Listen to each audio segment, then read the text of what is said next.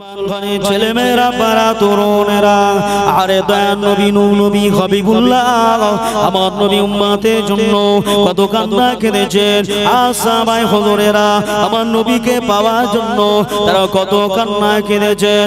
হযরত রাসূলুল্লাহ সাল্লাল্লাহু আলাইহি ওয়াসাল্লাম সাহাবায়ে কেরামেরা আল্লাহ নবী যখন মক্কা থেকে মদিনা চলে গেলেন, আল্লাহ নবী মক্কা থেকে মদিনা যাওয়ার পরে সাহাবায়ে কেরামেরা রাতের অন্ধকারে দিনের আড়ালে তারা চুক্তি মেরে এমন করে দৌড়ে দৌড়ে চলে যেতে লেগেছে।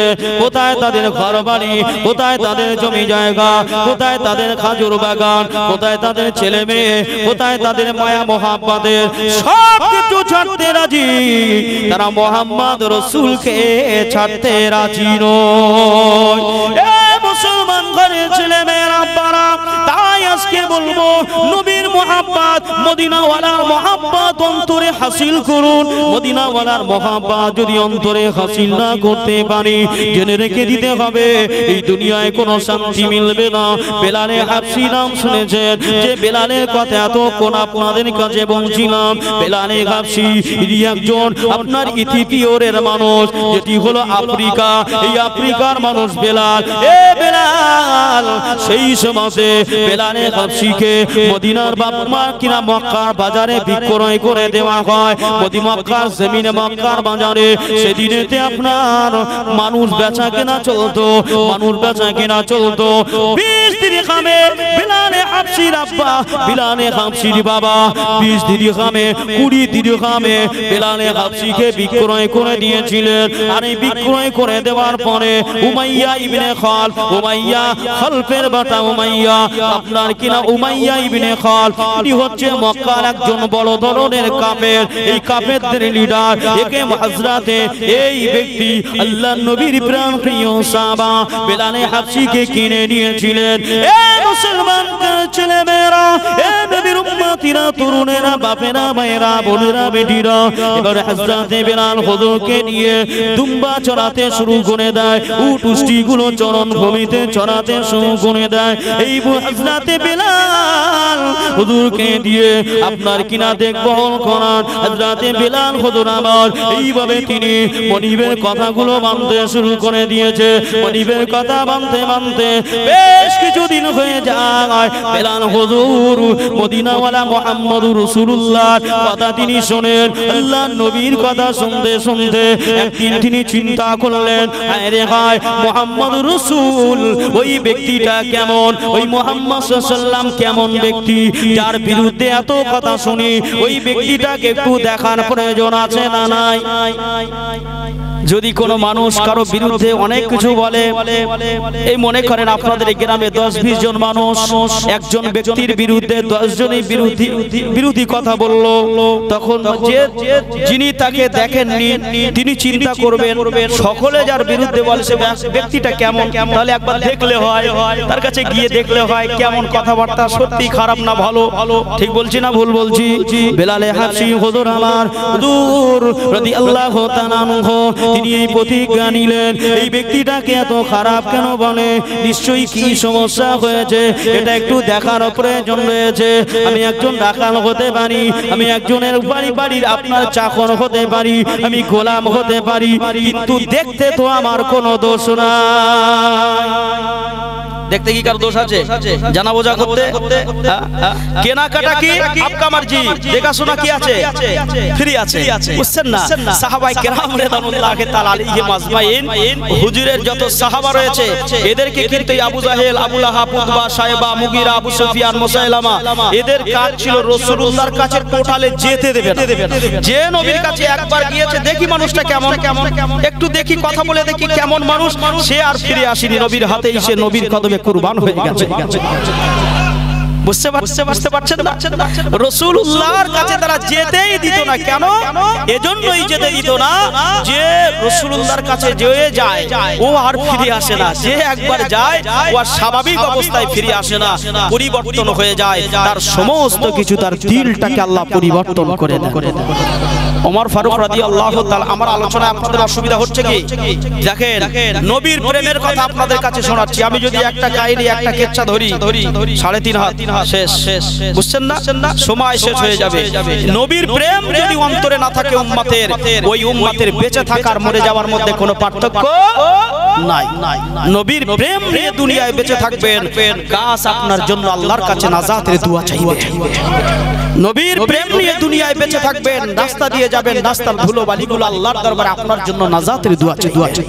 আর নবীর প্রেম যদি না থাকে, যে রাস্তা দিয়ে যাবেন ওই রাস্তার কাকর পাথরগুলো আপনার বদদুয়া চাইবে।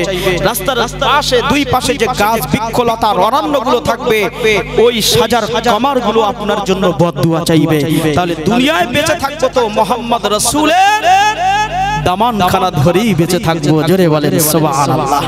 ঠিক বললাম না ভুল বললাম? রাসূলুল্লাহ সাল্লাল্লাহু আলাইহি ওয়াসাল্লামের কাছে হযরত ওমর ফারুকে আযম, ইসলামের দ্বিতীয় ত্রাণকর্তা তাকে বলা হয়।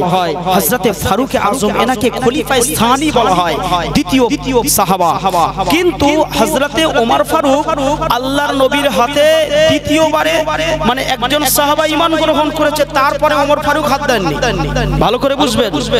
নাম্বার সিরিয়ালের দিক থেকে ওমর ফারুক হচ্ছে 23 নম্বর সাহাবা। 1 নম্বরে হচ্ছে হযরত সিদ্দিকী আকবর আবু বকর। জোরে বলুন। মহিলাদের মধ্যে 1 নম্বরে হচ্ছে হযরত আম্মাজান তাহেরা। তাহেরা কাকে বলে? পবিত্র, যাকে আল্লাহ পাক আরশ পাক থেকে সালাম পাঠিয়েছিলেন। ওই মহিলাটাকে একজন নাম বলেন, ওই ব্যক্তিটাকে আম্মাজান হযরত খাদিজাতুল খুবাইরা রাদিয়াল্লাহু তাআলা আনহা। আম্মাজান রাসূলুল্লাহর কথা যেই শুনেছেন, হযরত ওয়ারাকা বিন নাফিল, ইনি হচ্ছেন খাদিজা রাদিয়াল্লাহু তাআলা আনহার চাচাতো ভাই।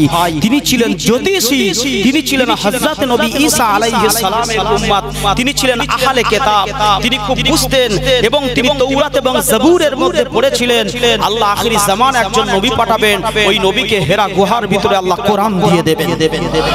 জোরে বললেন। ওই নবীর উপরে যখন কোরআন নাযিল হবে, তার উম্মতরা তাকে মানতে চাইবে না, প্রচুর কষ্ট দেবে, প্রচুর মারবে, তাকে মার খেতে হবে। নবী পাক সাল্লাল্লাহু আলাইহি ওয়াসাল্লাম মক্কা ছেড়ে মদিনায় চলে যাবে। এই কথাগুলো তাওরাতের মধ্যে আল্লাহ সবকিছু খতম করে সিল মোহর করে দিয়েছেন। জোরে বলেন। মুসলমান গণে, ছেলেমেয়েরা, পাড়া তরুণেরা, এ নওজোয়ান নবীর উম্মতি গণেরা, আমার নবী দা নবী নবী হাবিবুল্লাহ, আমার নবীকে হযরতে আপনার ওমরে ফারুকে আযম, কোন ফারুকে আযমের কথা বলছি? তখন নবী মক্কায়, কখন?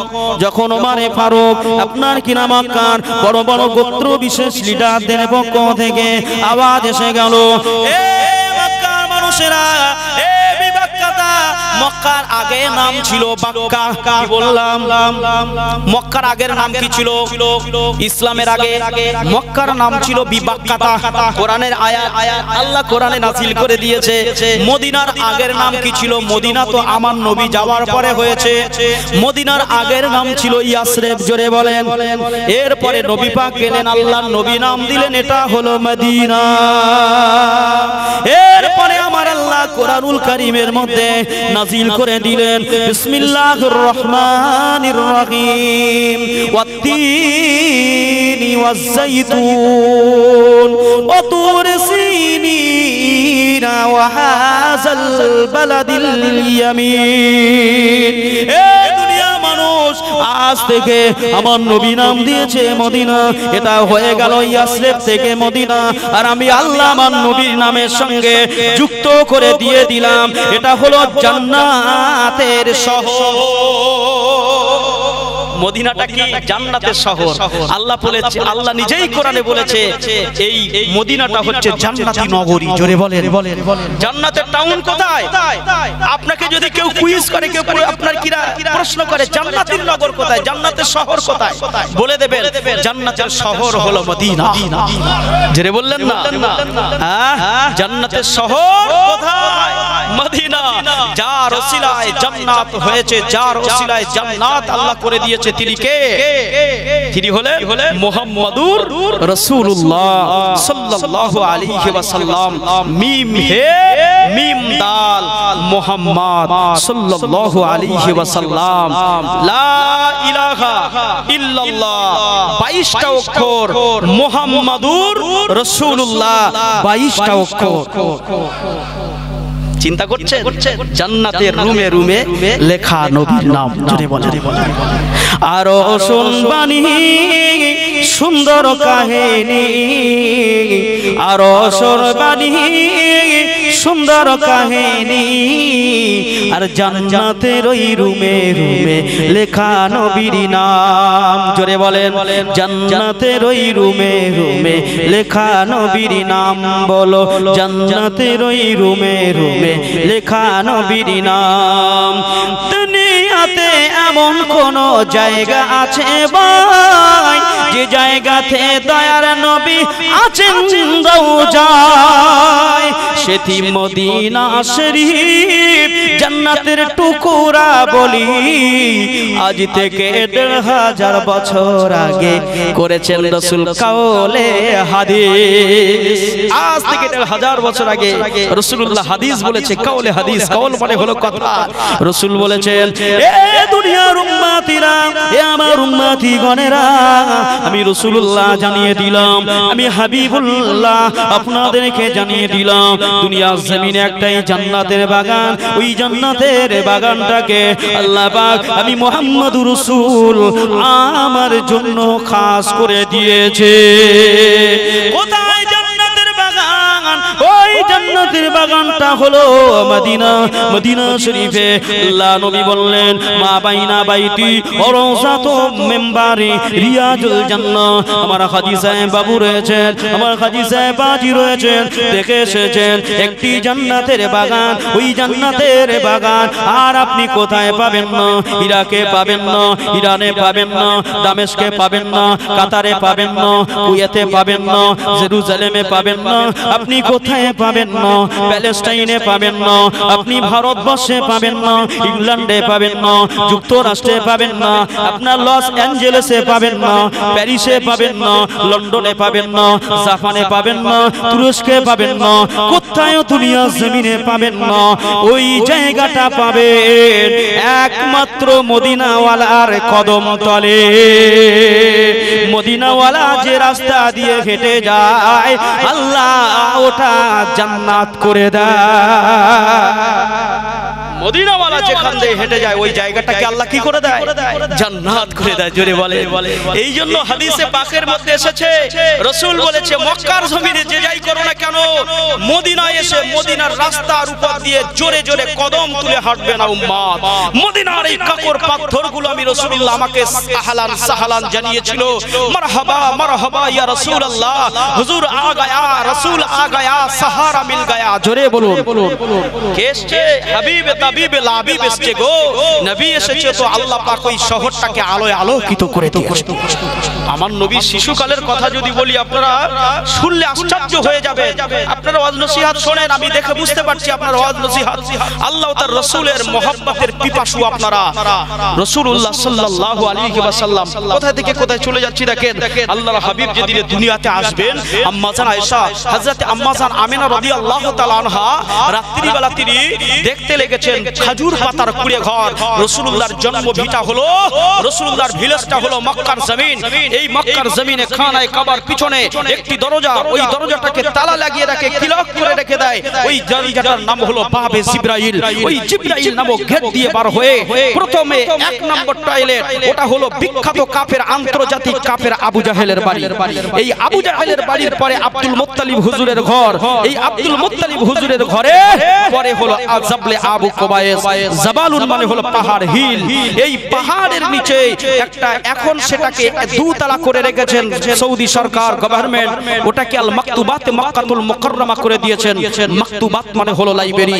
এটি ছিল খাজুর পাতার 2 চালে ঘর। আল্লাহর নবী দয়ার নবী নূর নবী হাবিবুল্লাহ হাবিবে তাবিবে লাবিবকে আল্লাহ পাক ওই খাজুর পাতার কুড়ে ঘরে দুনিয়াতে পাঠালেন। জোরে বলে নবীকে পাঠালেন।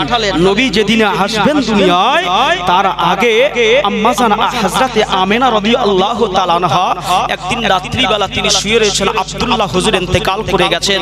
রাসূলুল্লাহ আসবেন মাত্র 2 থেকে 3 মাস বাকি।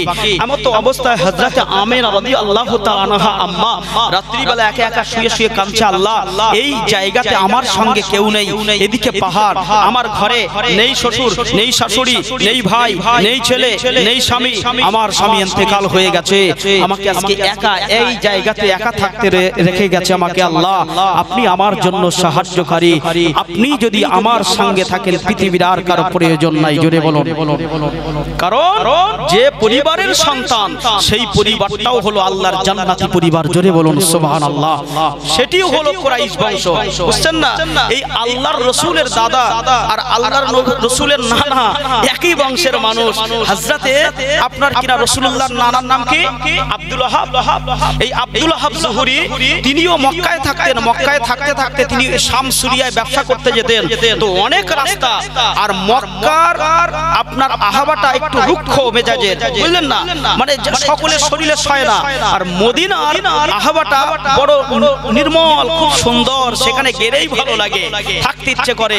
তো কিছু মানুষ বলল, হে আব্দুল ওয়াহাব জুহরি, আপনি তো প্রত্যেক বছরে ব্যবসা করতে আসেন, আর এইখান থেকে আপনাকে আবার 350 মাইল রাস্তা আপনাকে মক্কায় যেতে হবে। আপনি এক কাজ করেন না, আপনি মদিনায়, আমরা তো একসঙ্গেই ব্যবসা করি, সব সময় যাওয়া আসা করি, তো আপনি এখানেই থেকে যান, আপনি আমাদের এলাকার একজন ব্যক্তি হয়ে যান। জোরে বলেন সুবহানাল্লাহ। এখানকার বসবাসকারী, এখানকার নাগরিক হয়ে যান। সেই হিসাবে হুজুর ওখানে বসবাস করতেন। এই আব্দুল ওয়াহাব জুহরির সঙ্গে আর আব্দুল মুত্তালিব নসরুল্লাহ দাদুর সঙ্গে বিরাট ছোট্ট বেলায় থেকে তাদের বন্ধুত্ব ছিল। জোরে বলুন সুবহানাল্লাহ। অনেক কথা আম্মাজান আয়েশা, হযরতে আম্মাজান আমিনা রাদিয়াল্লাহু তাআলা আনহার মা আর বাবার যখন বিয়ে হয়েছে, বিয়ে হওয়ার পরে 15 বছর পর্যন্ত কোনো সন্তান নেই। তিনি দোয়া করলেন আল্লাহর কাছে, আল্লাহ একটা যদি সন্তান দেন, ছেলে হোক আর মেয়ে হোক, যেবারে সন্তান হবে ওই সন্তান হওয়ার পরে আমি খানায় কাবায় গিয়ে আপনার হজ মোবারক সম্পূর্ণ করব। সন্তান হলো। বেশ কিছুদিন পরে আল্লাহ পাকের পক্ষ থেকে আল্লাহ পাক স্বপ্নের মাধ্যমে জানাচ্ছেন, এই আব্দুল ওয়াহাব জুহরি, শোনো না, তোমার একটা আমি আল্লাহ কন্যা সন্তান দেব, ওই কন্যা সন্তানটার নাম রাখবে আমেনা। জোরে বলে কি নাম রাখবে? আমেনা। কোথায় আল্লাহ কাকে পাঠাচ্ছে দেখেন। আল্লাহ পাক হাদিসে পাকের মধ্যে, আপনার কিতাবের মধ্যে সিরাতে মুস্তাফার মধ্যে এসেছে হুজুর সাল্লাল্লাহু আলাইহি ওয়াসাল্লামের কথা। তো আল্লাহর রাসূল সাল্লাল্লাহু আলাইহি ওয়াসাল্লামের আম্মাজান যখন হয়েছে, এবারে বাপ বলছে আমার মেয়েটার নাম কি রাখা যায়?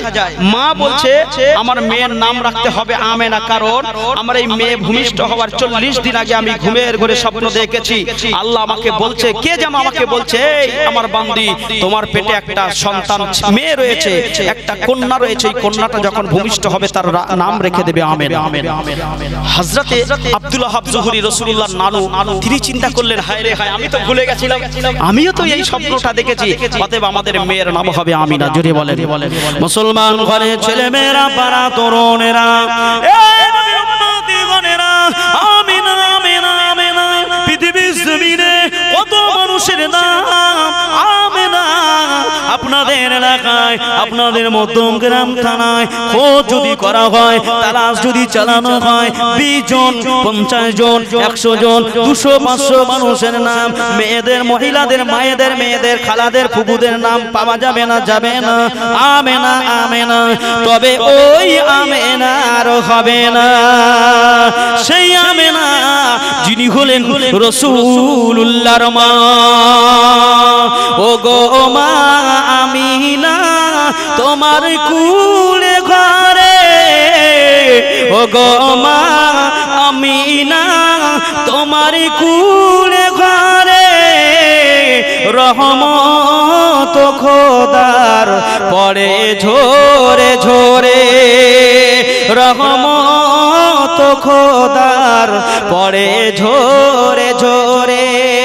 আসিছে মা দেখো ও ফেরেশতা দলে দলে আসিছে মা দেখো ফেরেশতা দলে দলে মুহাম্মদ রাসূলে আরবিকে দেখার তরে মুহাম্মদ রাসূলে আরবিকে দেখার তরে শোনো মা আমিনা তুমি রাসূলের মা তোমারি কোলে উম্মতের শাফায়াতের তরি দোলে তোমারি কোলে উম্মতের শাফায়াতের তরি দোলে শোনো মা আমিনা তোমার কুড়ে ঘরে শোনো মা আমিনা তোমার কুড়ে ঘরে বাবে জান্নাতেরি চাবি দোলে জোরে বলুন যে তাহলে রাসূলুল্লাহর সম্মান নিয়ে বলে শেষ করা যাবে যাবে সুতরাং আম্মা জান আমিনা রাদিয়াল্লাহু তাআলা আনহা আম্মা জান দুনিয়ার জমিনে বড় হতে লাগলেন বেশ অনেকটা বয়স হয়ে গেছে 14 আপনার মোটামুটি বিয়ের বয়সের মতো হয়ে গেছে এমত অবস্থায় এর পিছনের মাঝখানে প্রচুর ঘটনা রয়েছে বহু তকিয়া হিস্টরি রয়ে গেছে বুঝছেন না তো রাসূল পাক সাল্লাল্লাহু আলাইহি ওয়াসাল্লাম আমার হুজুর পাকের আম্মা জানকে আল্লাহ পাক কি করেছেন দেখেন আম্মা জান রাদিয়াল্লাহু তাআলা আনহার আম্মা জান আর আব্বা জান চিন্তা করলেন আমাদের আমিনা তো বড় হয়ে গেছে তো সে আল্লাহ পাকের দরবারে আমরা তো ইকরার করেছি যে আল্লাহ যদি আমাদের ছেলে অথবা মেয়ে দেয় আমরা আল্লাহ পাকের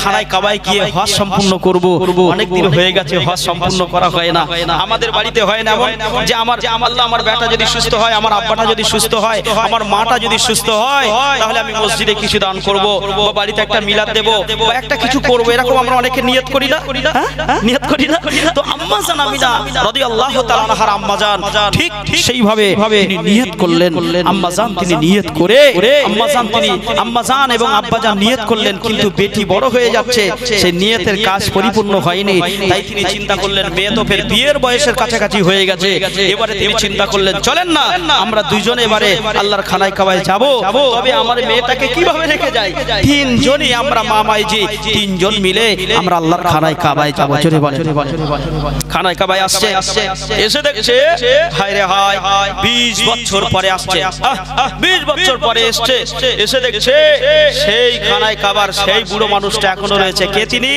আব্দুল ওয়াহাব জুহুরির বন্ধু রাসূলুল্লাহ দাদু নাম তার আব্দুল মুত্তালিব তিনি খানায় কাবার রক্ষক জোরে বলেন খানায় কাবার চাবি কার কাছে আব্দুল মুত্তালিব হুজুরের কাছে যেই দেখলেন দেখার পরে এক বন্ধু আর এক বন্ধুর সঙ্গে যদি 20 বছর 25 বছর পরে দেখা হয় দেখার পরে কি দেখে যা সেই চলে যাবে নাকি দাঁড়িয়ে কথা বলবে একটু মোলাকাত করবে এই ভাই এসেছেন অনেক দিন পরে দেখা হয়েছে আসেন আজকে আপনি আমার বাড়ি থাকতে হবে আপ্যায়ন করবেন না করবেন না একটু চা খেতে হবে একটু নাস্তা বাড়ি করতে হবে আজকে আপনার থাকতেই হবে কোনো কথা হবে না 20 বছর পরে আপনার সঙ্গে দেখা হয়েছে আমার বাড়িতে খাওয়া দাওয়া করতে হবে খেয়ে দিয়ে তারপরে যাবেন একদিন থাকতে হবে দুদিন থাকতে হবে এইভাবে আব্দুল মুত্তালিব হুজুরের সঙ্গে দেখা হয়ে গেল কেমন ভাবে আল্লাহর খানায় কাবাটা তিনি তওয়াফ করছেন লাব্বাইক আল্লাহুম্মা লাব্বাইক লাব্বাইক লা শারীকা লাক লাব্বাইক ইন্নাল হামদা ওয়ান নি'মাতা লাকা ওয়াল মুলক লা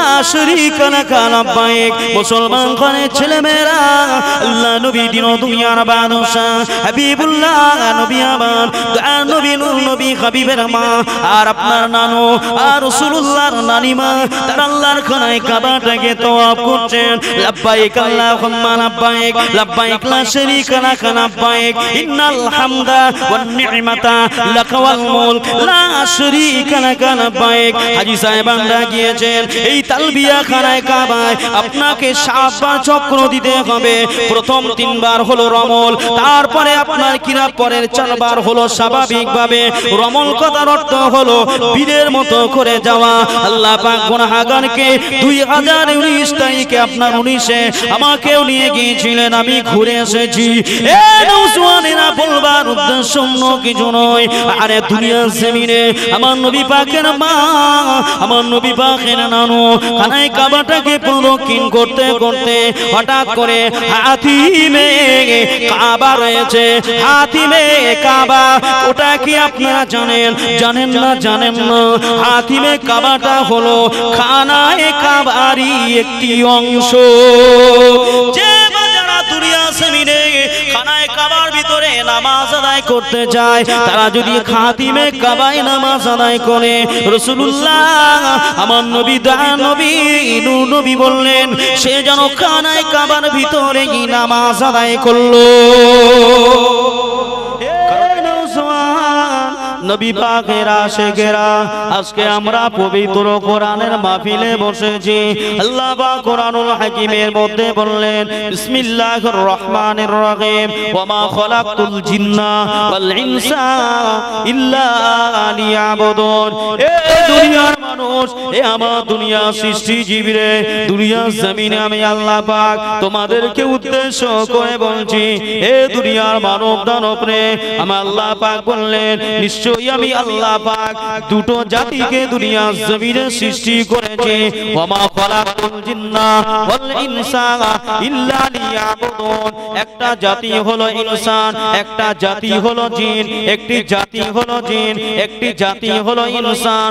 এই দুটো জাতিকে আল্লাহ পাক দুনিয়ার জমিনে আমার আল্লাহ পাক ইবাদত তেলাওয়াত করার জন্য, তেলাওয়াত করার জন্য, ইবাদত করার জন্য, একমাত্র তার উপাসনা করার জন্য পাঠিয়েছে, অন্য কোনো উদ্দেশ্য নয়। আমার আল্লাহ পাক বললেন তোমরা কি করবে? এ দুনিয়ার মানুষ, আমার নবী বললেন মানুষের কাজ হবে সর্বপ্রথমে তারা ঈমান আনয়ন করবে, দ্বিতীয় নম্বরে আল্লাহ পাকের দুনিয়ার জমিনেতে তারা আল্লাহ পাকের জমিনে আফজালুল ইবাদাতি ইবাদাতিস সালাহ, আল্লাহ পাকের নামাজ আদায় করবে। দুনিয়াতে দ্বিতীয় নাম্বার হলো আফজালুল ইবাদাতি তিলাওয়াতুল কোরআন, আল্লাহ পাকের পবিত্র কোরআন তেলাওয়াত করবে। তারপরে ইবাদত আফজালুজ যিকরে কালেমা লা ইলাহা ইল্লাল্লাহ মুহাম্মাদুর রাসূলুল্লাহ, তারা এই জিকির করবে। আমার আল্লাহ তাদের উপরে সন্তুষ্ট হয়ে যাবে, আমার আল্লাহ তাদের উপরে বড় দয়াময় দয়া আদ্রতা হয়ে যাবে। আমার আল্লাহ দয়া করে মেহেরবানি করে আমার উম্মতিদেরকে আমার আল্লাহ নাজাতের ব্যবস্থা করে দেবে। এ দুনিয়ার মানুষ, তাই আল্লাহ পাকের ইবাদত থেকে আমরা গাফিল হয়ে যাব না, নবীর সুন্নাত থেকে গাফিল হয়ে যাব না। আল্লাহ পাকের দুনিয়া জমিন, এই দুনিয়াটা বড় কঠিন জায়গা। এই দুনিয়া জমিনে আজ আছি, আগামী কালকে না থাকতে পারি। আজ দুনিয়া জমিনে রয়ে গেছে, আগামী দিনে আমি আপনি থাকবো এর কোনো নিশ্চয়তা নাই। তাই এজন্যই আমার নবী দুনিয়াতে বললেন এ জগতের মানুষেরা তোমরা দুনিয়া জমিনে আল্লাহুল মাওলা ফালাহুল কুল, বান্দা তোমরা আল্লাহ হয়ে যাও। আল্লাহ পাকে যদি তোমরা হয়ে যেতে পারো, আমি মুহাম্মাদুর রাসূলুল্লাহ জানিয়ে দিলাম তোমরা ইন্তেকাল হয়ে যাবে, তোমরা মারা যাবে, তোমরা দুনিয়া জমিন থেকে শেষ হয়ে যাবে, তবুও তোমাদের নাম নিশানা মিটবে না। তোমাদের নাম নিশানাটাকে আমি আল্লাহ পাক গোটা পৃথিবীতে জারি রেখে দেব। মুসলমান ঘরে ছেলে মেয়েরা, পাড়া তরুণেরা, ও গ্রাম তারার অন্তর্গত আমাদের জোসরা গ্রামে নবীর উম্মত, আমার নবী বলেছিলেন ও বিবি আয়েশা, ও বিবি আয়েশা, কি ব্যাপার আপনি কি ভুলে গেলেন? আমি নবী দয়ার নবী নূর নবী রাসূলুল্লাহ, আমার জীবনে কি আপনি দেখেছেন নরম বিছানার উপরে শয়ন করতে? আয়েশা, আপনি কি আমার কোনদিন দেখেছেন নরম বিছানার উপরে এমন করে আরাম করতে? আম্মা জান ওই সময় কান্না করে করে ফেললেন। আম্মা জানের চোখে পানি এসে গেল। কারণটা হলো 1 তারিখ আল্লাহ নবী দিন দুনিয়ার বাদশাহ হাবিবুল্লাহ নবী আমার নূর নবীকে আম্মা জান আয়েশা বলেন, ইয়া রাসূলুল্লাহ ইয়া হাবিবাল্লাহ, হুজুর গো হুজুর আপনি গোসল করেন, আমি আয়েশা আপনার গায়ে, আপনার শরীরে, আপনার জিসমে, আপনার বডিতে আমি একটু পানিগুলো ঢেলে ঢেলে দেই। হুজুর আপনার শরীরটাকে একটু মর্দন করে দেই, আপনার পাগুলো একটু ভালো করে ঘষে ঘষে একটু ভালো করে সুন্দর করে ধুয়ে দিই।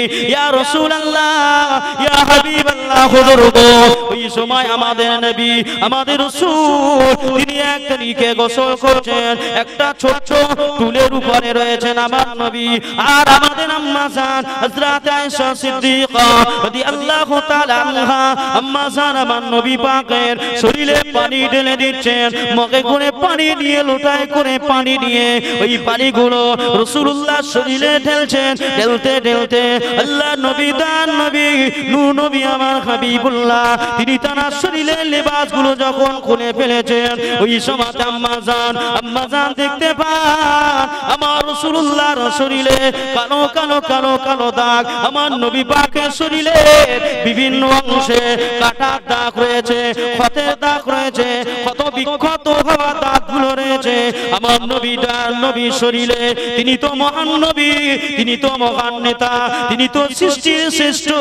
আল্লাহ পাক তাকে নুরুল হুদায়া করেছেন, বদরুদ্দুজা করেছেন, শামসুল হুদায়া করেছেন, নুরুন আলা নূর করেছেন, লাউলা মা খলাকতুল আফলাক করেছেন। নবী না হতে তো কুছ ভি না হতা, নবী না হতে তো জিন্নুন না হতা, নবী না হতে তো ইনসুন না হতা, নবী না হতে তো বাশার না হতা, নবী না হতে तो जबान ना होता, नबी ना होते तो आर्श ना होता, नबी ना होते तो समा ना होता, नबी ना होते तो आर्द ना होता, नबी ना होते तो बशर ना होता, नबी ना होते तो बहर ना होता, नबी ना होते तो जन्नत ना होता, नबी ना होते तो जहन्नम ना होता, नबी ना होते तो आर्श कुर्सी ना होता। या रसूल अल्लाह या हबीब अल्लाह, नबी ना होते तो कुछ भी ना होगा, नबी होगा तो सब होगा। या रसूल अल्लाह या हबीब अल्लाह, हुजूर ओ अल्लाह पाके नबी गो, ओ अल्लाह पाके রাসূল গো, আপনার শরীরের এই সমস্ত অঙ্গে এমন কেন দাগগুলো রয়েছে? এই কথাটা আমাদের আম্মা জান আমার নবীকে যেই না বললেন, আল্লাহ নবীকে বলার সঙ্গে সঙ্গে আমার রাসূলুল্লাহ আর চোখে পানি ধরে রাখতে পারলেন না। নবী আমার কেঁদে কেঁদে জারে জার হয়ে যায়। জোরে বললেন না। আল্লাহ রাসূল বলছেন আম্মা জান আয়েশাকে বলছে, আয়েশা এই দাগগুলো কিসের দাগ, কি করে আমি বলবো? বলতে বলতে রাসূলুল্লাহ কান্না করছেন, রাসূলুল্লাহর চোখ দিয়ে অশ্রু ঝরছে। রাসূল বলছেন, আমি নবী যখন প্রথম ঈমান ইসলাম প্রচার করতে গিয়েছিলাম তায়েফের কাছে, মক্কার বিভিন্ন কবিলা গোত্রের মানুষের কাছে, কবিলা গোত্রের মানুষের আমার সঙ্গে ভালো ব্যবহার করেনি। তারা আমি নবী আমাকে বিনা অপরাধে এত মারা মেরেছিল, এত মারা মেরেছিল। এগুলো আমার কোনো অন্য কোনো পক্ষের দাগ নয়, কোনো শরীর অসুস্থ হওয়ার দাগ নয়। ইসলাম প্রচার করতে যাওয়ার কারণে ঈমান ইসলামের জন্য কাফেরেরা আমাকে এত মারা মেরেছিল, ইট খোলা পাথর নিয়ে এত মারা মেরেছিল। আমার সমস্ত অঙ্গের সেই ইটের দাগ, সেই খোলার দাগ, সেই কাকরের দাগ, সেই ইয়া রাসূলুল্লাহ ইয়া হাবিবাল্লাহ, লাল ফুলকে প্রশ্ন করি রংটি কোথায় পেলে, লাল ফুলকে প্রশ্ন করি রংটি কোথায় পেলে, দয়ার নবীর খুন মোবারক লাল ছিল বলে। যেটা হবে না, সকলে মিলে হবে না। লাল ফুলকে প্রশ্ন করি রংটি কোথায় পেলে, দয়ার নবীর খুন মোবারক লাল ছিল বলে।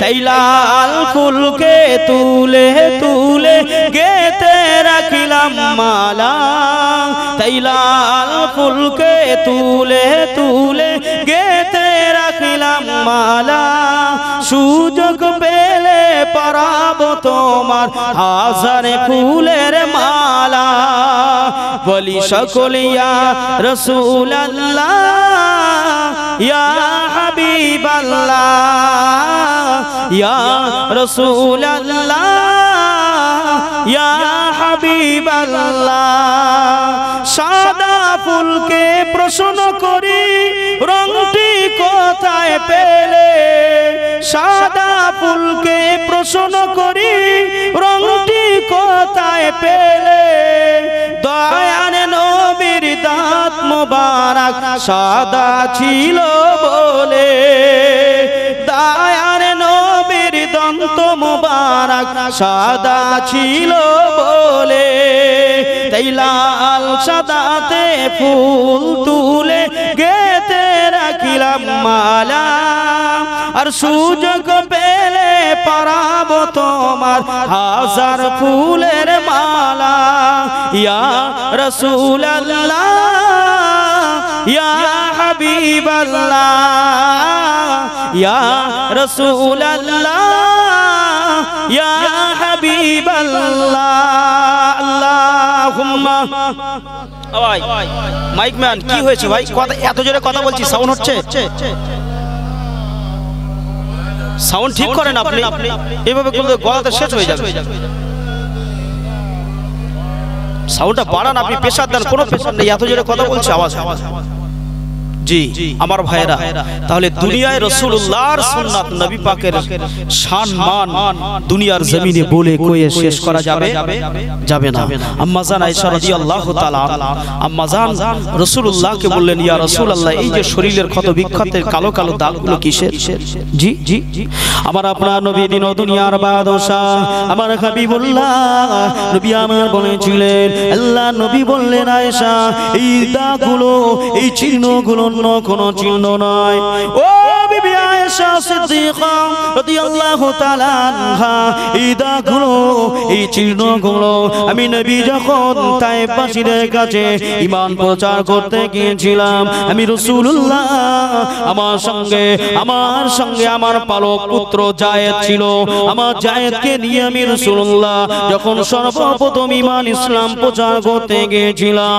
ওই সময়তে কাফেরের মানুষেরা আমি রাসূলুল্লাহ আমাকে পাগল বলে আমি নবী আমাকে মাজনুন বলে আমাকে তারা এমন করে পাগল বলে এত মারা মেরেছিল আমি নবী জমিনের উপরে এমন করে বেহুশ হয়ে পড়ে গেছিলাম এ নওজওয়ানেরা এ ছেলেরা বাচ্চারা নবীর উম্মত দুনিয়ার জমিনে ওই নবী দয়া নবী আল্লাহর হাবিবকে দুনিয়াতে আল্লাহ পাক এই জন্যই বলেছেন আমার নবী হলেন বুইস্তু মুআল্লিমান আমার নবী হলেন দুনিয়ার শিক্ষক ওই নবী দুনিয়াতে এমন এক শিক্ষক হিসেবে দুনিয়াতে এসেছে আল্লাহ পাক কোরআনুল হাকিমের মধ্যে বললেন লাকাদ কানা লাকুম ফি রাসূলিল্লাহি উসওয়াতুন হাসানা আমার রাসূল হলেন পৃথিবীর এক নম্বর চরিত্রবান মানুষ অন্যত্র আল্লাহ কোরআনুল হাকিমের মধ্যে বললেন ইন্নাকা লাআলা খুলুকিন আযীম এই দুনিয়ায় আসমানের নিচে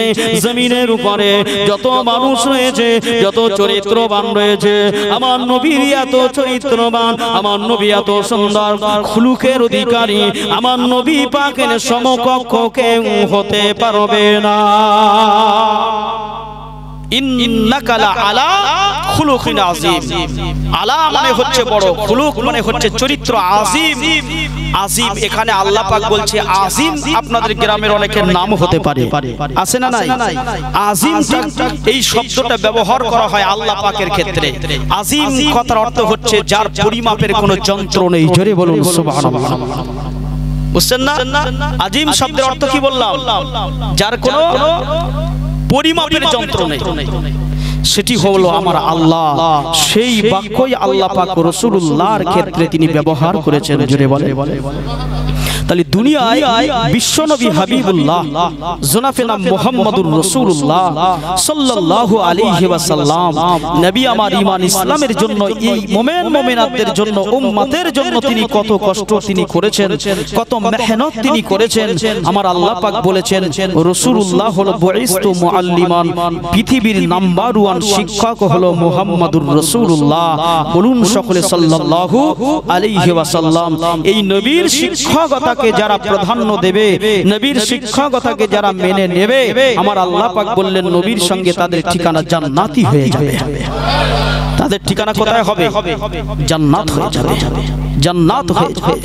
মুসলমান ঘরে ছেলে মেয়েরা, পাড়া তরুণেরা, তাহলে দয়ার নবী নবী রাসূলুল্লাহ, আমার নবী দিন দুনিয়ার বাদশা, আমার হাবিব নবী, প্যারা নবী আয়েশাকে বললেন, আয়েশা আমি নবী, দয়ার নবী হাবিবুল্লাহ, আমার শরীরের এই যে ক্ষত বিক্ষত গুলো রয়েছে, এই যে দাগগুলো রয়েছে, এই যে ক্ষত বিক্ষত রয়েছে, ও বিবি আয়েশা সিদ্দিকা রাদিয়াল্লাহু তাআলা আনহা, আমি নবী ময়দানে হাসরের দিন আমার কোটি কোটি উম্মতি থাকবে, এই কোটি কোটি উম্মতিদেরকে আমি আল্লাহ পাকের দরবারে এক একটা দাগের বিনিময়, এক একটা দাগের বিনিময় আমি আল্লাহ পাকের নবী এক একটা আপনার আঘাতের বিনিময় আমার কোটি কোটি উম্মতিকে শাফায়াত সুপারিশি করে আল্লাহর জান্নাতে নিয়ে যাব।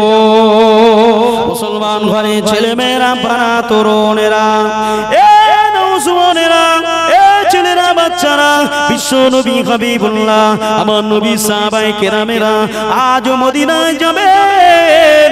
ওই মদিনায় আজও গিয়ে দেখতে পাবেন বেলালে হাবশির কথা, বেলাল হযরতে সিদ্দিক আকবর হুজুরের কথা আজও আপনি পাবেন। হযরত ওমর ফারুকের কথা, ওমর ফারুকের কি ছিল না, আবু বকর সিদ্দিক হুজুরের কি ছিল না, হযরত ওমর উসমান গনি হুজুরের কি ছিল না, হযরত আলী হুজুরের কি ছিল না, সব কিছু মুহাম্মদ রাসূলের কদমে কুরবান করে দিয়েছিলেন।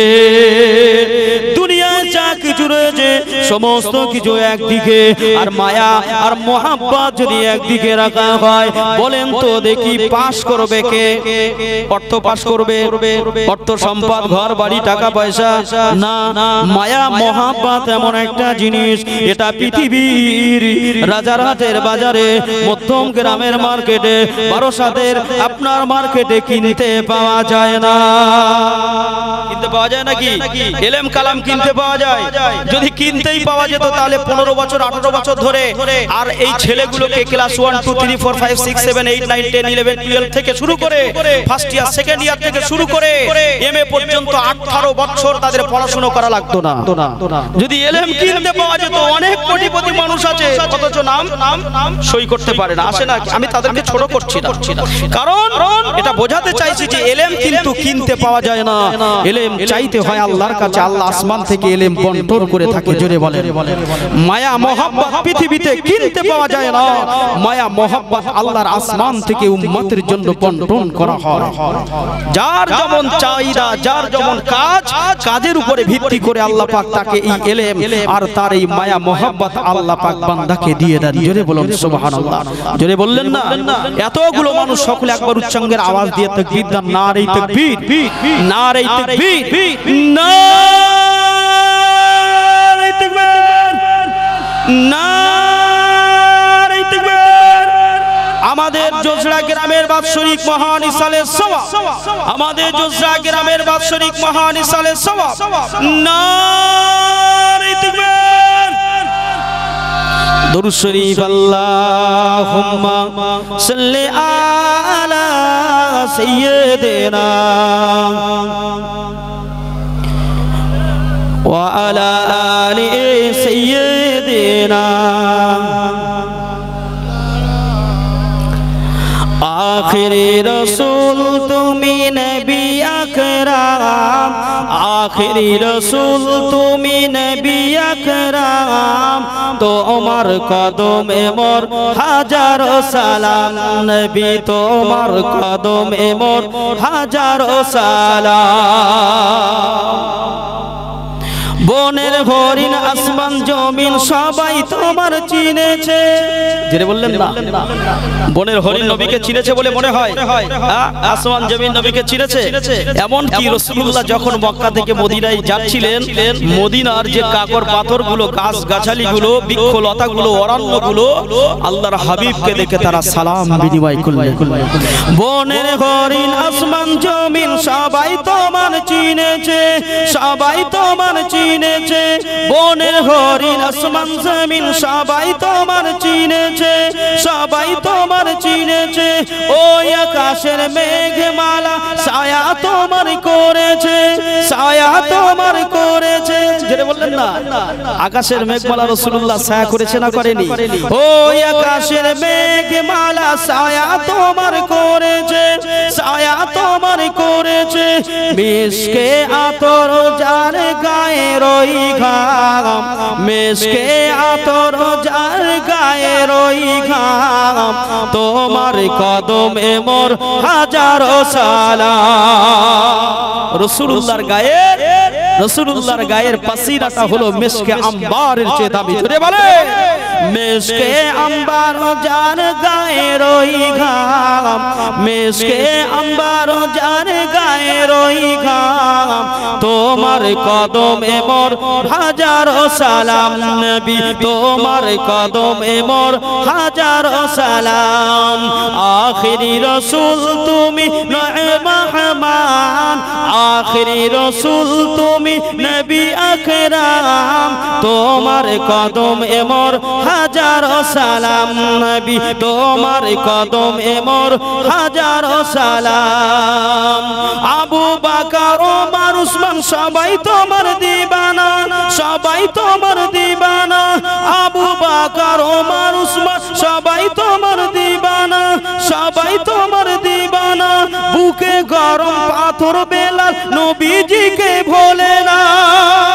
যেটা বললেন না, এর আগে বলেছি না, বেলালে হাবশিকে গরম পাথর পেটে বুকের উপরে দিয়ে চড়িয়ে দিয়ে বলেছিল, বেলাল সব ছেড়ে দাও, ভালো মেয়ের সঙ্গে বিবাহ দেব, সোনা দেব, দানা দেব, অট্টলিকা দেব, ঘর বাড়ি দেব, খাজুর বাগান দেব।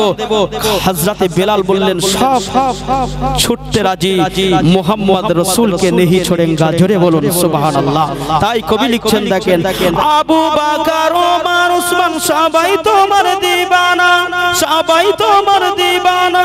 বুকে গরম পাথর বেলাল নবীজিকে ভোলে না, নবীজিকে ভোলে না। অন্তরে গেঁথেছি নূর নবীর নাম, অন্তরে গেঁথেছি নূর নবীর নাম, তোমার কদমে মোর হাজারো সালাম। নবী তোমার কদমে মোর হাজারো সালাম।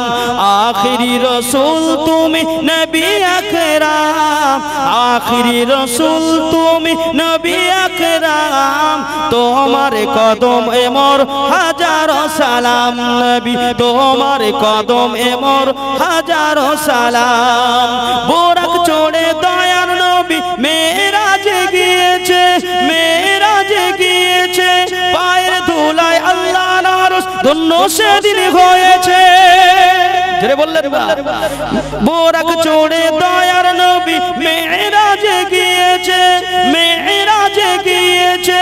বোরাক চড়ে দয়ার নবী মেরাজে গিয়েছে, মেরাজে গিয়েছে। পায়ের ধুলি আল্লাহর আরশ ধন্য সেদিন হয়েছে, ধন্য সেদিন হয়েছে। জান্নাতের ওই রুমে রুমে লেখা নবীর নাম। কোথায় নাম? রাসূলের নাম কোথায়?